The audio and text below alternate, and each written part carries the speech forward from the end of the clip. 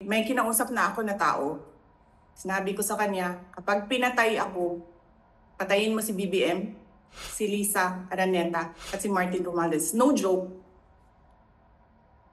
No joke. Nagbilin na ako, ma'am.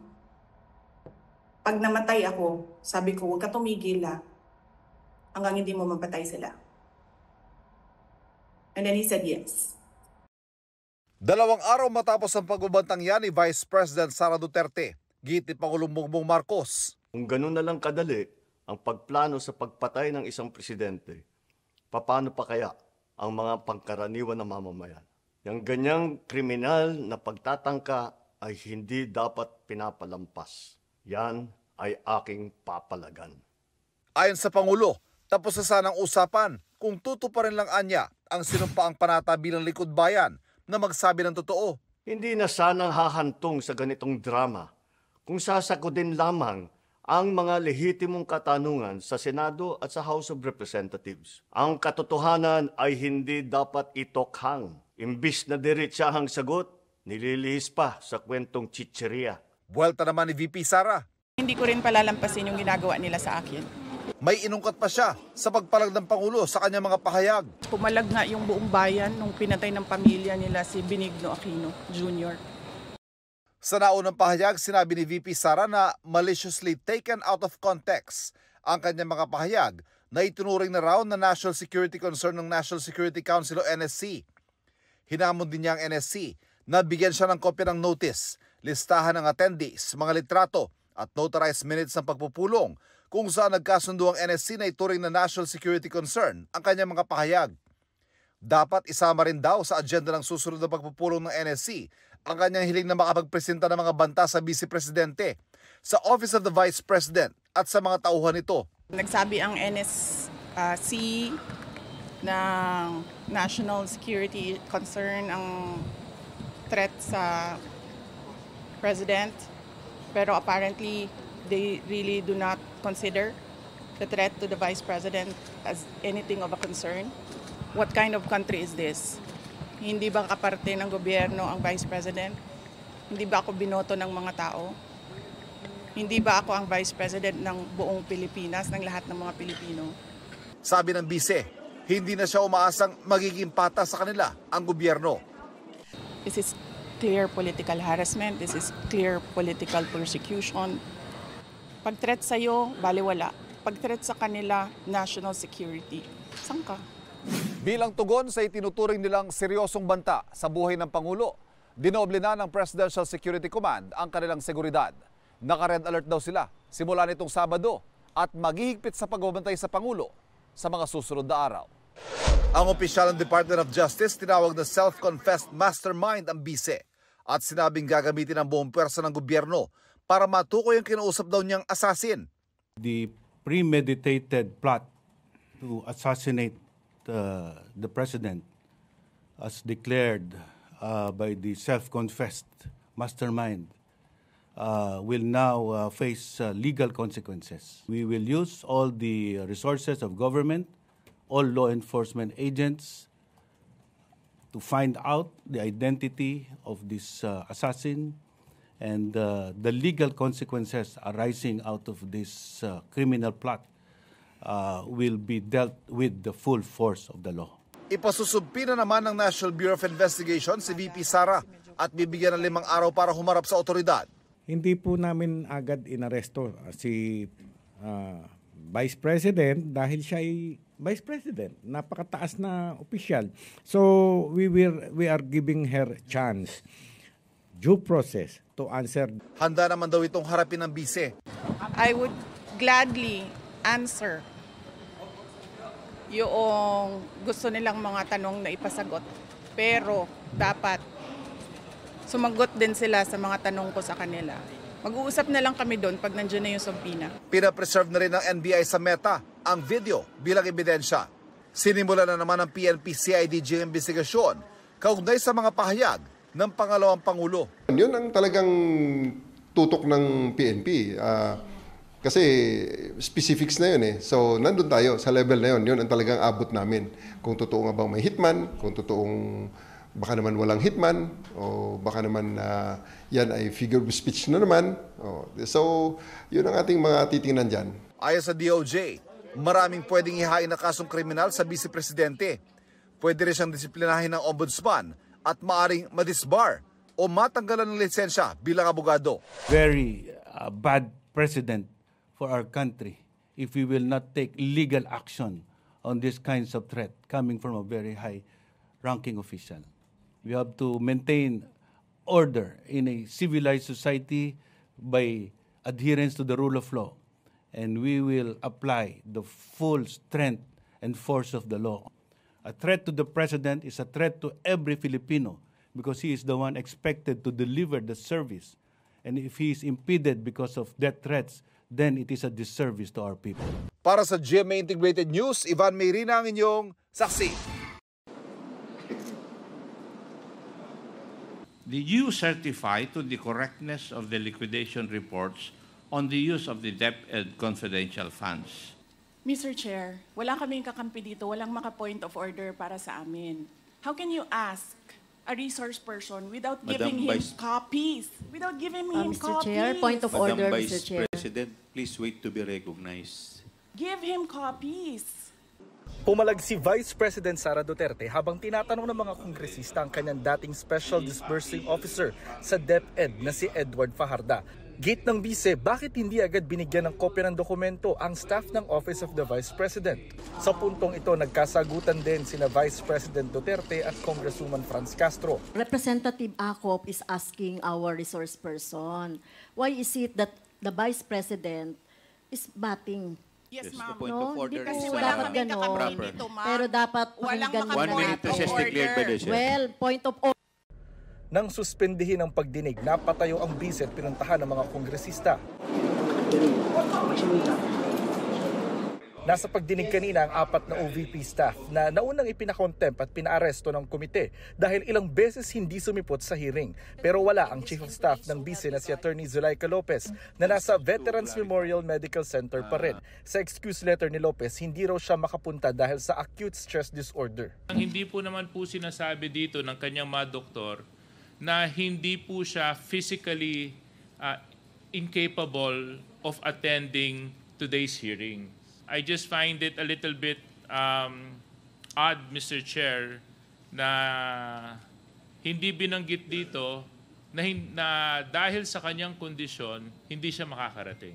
Dahil hindi dumalo ngayon si Lopez at dahil sa mga nangyari nitong weekend, nagdesisyon ng komite na dagdagan pa ng 5 araw ang contempt order kay Lopez na dapat matatapos na ngayong araw na ito. I move, Mr. Chair, that the period of detention of Attorney Lopez be 10 days instead of 5 days. Kasi hindi na siya makaka-attend ngayon, ano. Talagang so nakita naman natin sa history nung kanyang evasive attitude, behavior, at itong kinreate niya na sinasabi niya na nagpagsisinungaling niya na hindi naman siya hinaras or hindi naman siya na-barge yung room ay kasama na po yan. So yung lahat ng mga pangyayari, Mr. Chair. Ang pagpapalawig ng contempt order, kinwestiyon ng mga kongresistang kaalyado ng mga Duterte, gayon din ng bise. Punto ng bise, bakit parurusahan si Lopez sa pagpapabitiw nito sa 4 na DepEd officials, gayong ang Pangulo ang tumatanggap ng resignation ng mga Assistant Secretary at Undersecretary, bilang ito rin ang appointing authority. Madam Vice Tinanong President. kita kanina, I'm sorry sir, tinanong kita kanina, sino ang appointing authority? USEC ng ASEC, anong sagot mo? Secretary. Hindi mo alam. Hindi pa po ako nagsumasagot. Hindi mo. Nakita kita, sumagot. Camera. Kita sumagot. Sinabi mo, Secretary. Hindi mo alam lahat na ang nag-a-appoint ay President. Suspension is declared by the chair. Kalaunan, humupa ang tensyon at hiniling ng bise na i-reconsider ang pagpapalawig ng contempt order kay Lopez. You need to reconsider that extension of your detention. It was illegal in the first place. You asked the President why he accepted the resignation. Do not ask due process. If you have any question insofar as the actions of this committee are concerned, I think the proper remedy is for you to go to the court. Sir, I will go to court. Opo. Pero Oo, that is pero your... araw-araw, you are depriving a person of her liberty while I await. That is precisely the point, ma'am. The- If our action of detaining your chief of staff is against the law, I think the proper remedy, and I think you're a lawyer, Yes, sir. the proper remedy is to go to the court. Sir, do you really want to show the Filipino people kung anong kaalaman ninyo sa batas? That is the decision of the committee as a whole. Tinutulungan ko lang kayo, sir, kasi napapahiya ang Pilipinas. Ganito ba ang House of Representatives?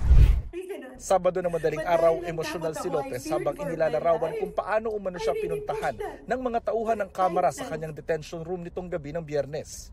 Because hindi lang to harassment. This is really a threat to my life. They gang up on you in the middle of the night.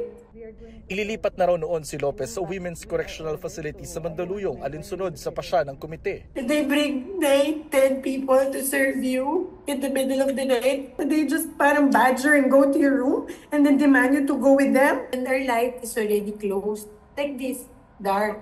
And then they like that on your door. Like back and then this entered. Kalaunan isinugod sa ospital si Lopez matapos sumama ang kanyang pakiramdam. Nagsuka siya ng nagsuka, tapos nag-collapse. Inireklamo rin ni Duterte na hindi agad pinapasok ang ambulansyang magdadala kay Lopez sa ospital. At habang inilalabas si Lopez sa kanyang stretcher, sigaw ng bise. Ma'am, nagnakaw kayo ng cellphone. Ibalik niyo. Ang sabi ni Lopez sa kanyang online briefing, dinemand raw ng mga nagpunta sa kanyang kwarto na makuha ang kanyang cellphone. Naniniwala ako na it was attempted homicide because she feared for her life. Why do you have to antagonize a detainee who is fully cooperating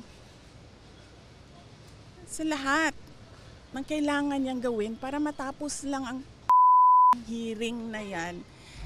Pero, giit ni House Sergeant at Arms Retired Police Major General Napoleon Taas, wala silang ginawang anumang paglabag sa mga karapatan ni Lopez. Na 4 lang ho yung taong pumasok at 3 ang babae at nasa likod ho yung isang abogado na lalaki. Ipinakita sa pagdinig ang isang video kung saan kumatok ang isang babae kasama ang isang babaeng security guard, babaeng nakadamit na pangpulis at isang lalaking nakaitim na jacket. Ay po, ma'am. Good evening. Ayan. Pwede po tayo magbukas ng ilaw? Kailangan pa naman mag-robe or what? Sa video ring ipinakita sa pagdinig, makikita ang tauhan ng kamera na kinausap si Lopez at ang kanyang kasama sa kwarto. Maya-maya may kinuha si Lopez at bumalik bit-bit ang kanyang cellphone na ibinigay sa kanyang kasama. Dito rin po makikita natin wala namang escalation po, hindi ninakaw, it wasn't forcibly taken from them. Tinanggal lang sa possession nila at itilagay din sa lamesa. Andun, naiwan doon sa loob ng selda yung cellphone. Para sa GMA Integrated News, Jonathan Andal ang inyong saksi. Mula pa noong isang araw na dinala rito sa VMMC si OVP Chief of Staff Attorney Zulaika Lopez, dumagsa rin ang mga taga-suporta rito ni Vice President Sara Duterte at ng kanyang pamilya. Pagpapakita raw ito ng suporta sa bise na tingin nila ay tanging oposisyon ng administrasyon. Pagbabantay rin daw ito sa mga nangyayari sa opisina ng bise.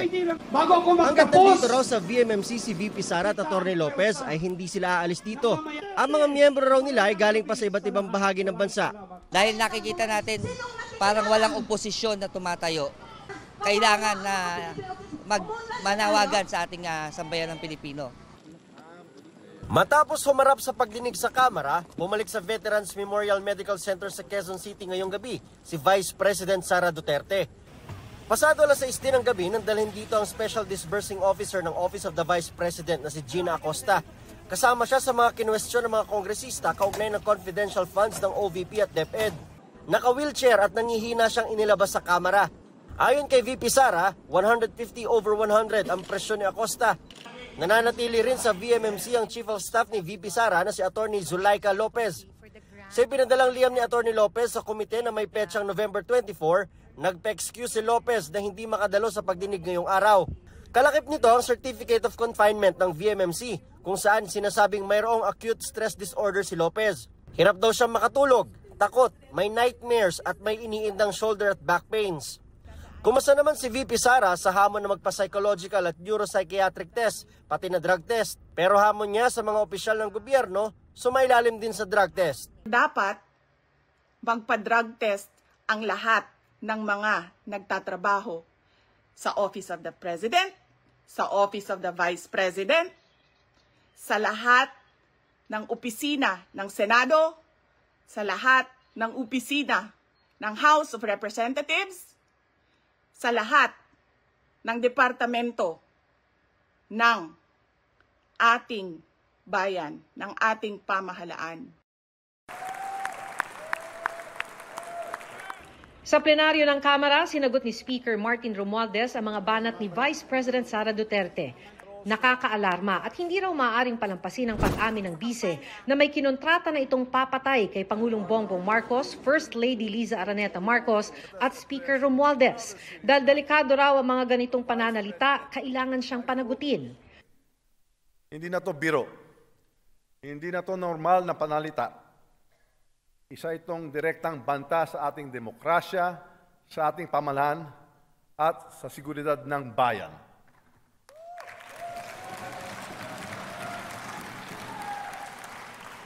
Such statement is not just reckless, it is dangerous. It sends a chilling message to our people, a message that violence can be contemplated by those in positions of power.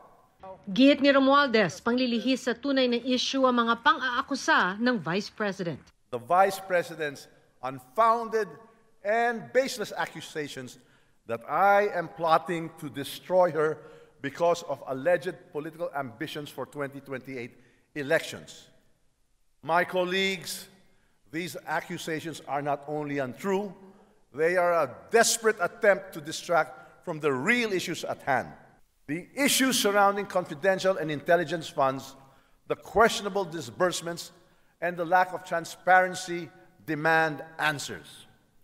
We will not tolerate and accept vague explanations and evasive responses. Kung wala kang itinatago, bakit hindi sagutin ang mga tanong?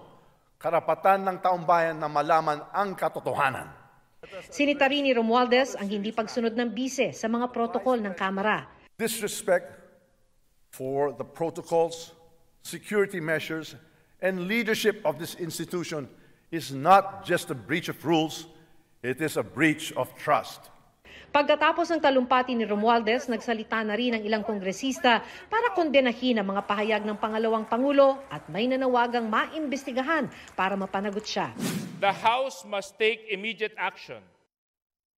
We must call for a full investigation into the Vice President. Mr. Speaker, the behavior cannot just be tolerated. And we demand that the Vice President face the full force of the law for her actions. We cannot and will not allow anyone, even the Vice President, threaten the very foundation of this republic. Ipinasa rin ng mga kongresista ang resolusyong nagpapahayag ng suporta sa Pangulo at Speaker.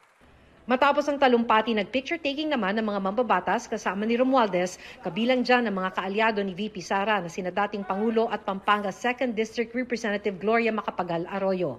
Ang talumpati ni Romualdez napanood naman ni VP Sara na nasa loob ng Kamara noong mga oras na yon. Sinusubukan pa naming makuha ang kanyang pahayag sa mga sinabi ni Romualdez. Para sa GMA Integrated News, Maki Pulido ang inyong saksi.